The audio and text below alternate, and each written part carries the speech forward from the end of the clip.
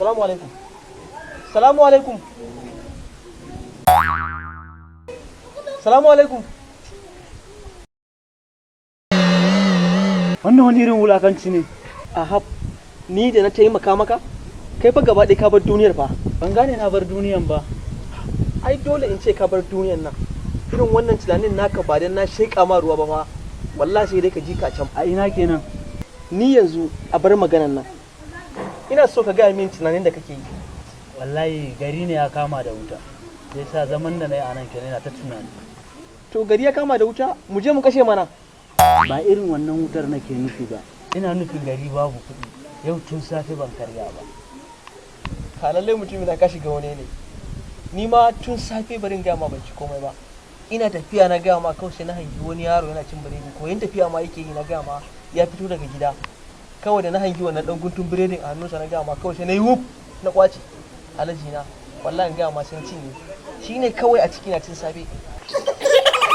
Ni wallahi Ghana ma zan tafi. Game? Ghana.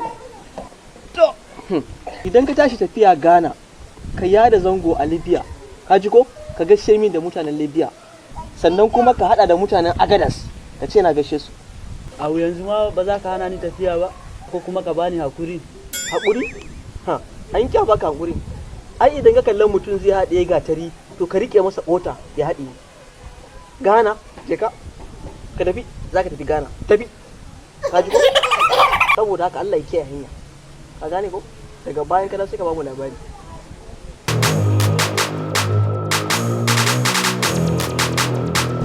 Barawo, barawo, barawo, barawo.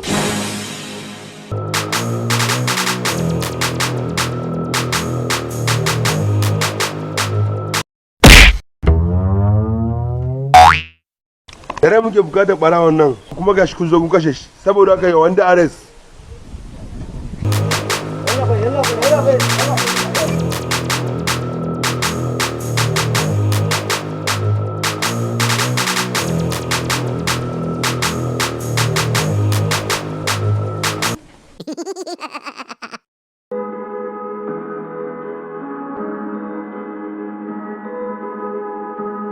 Kai, wace ku kashe shi?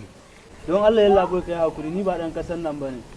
Ni ba ruwa na dole hukunta ku. Allah kai hakuri Allah bai. In Allah da mu mun ji ana barawo to neman taimako ba dole ka taimaka ba. To, nawa ne a wajen ku? Allah bai. Naira 10 ce kuma ka tara. Da. Tashi ku sai da. Tashi ku tafi.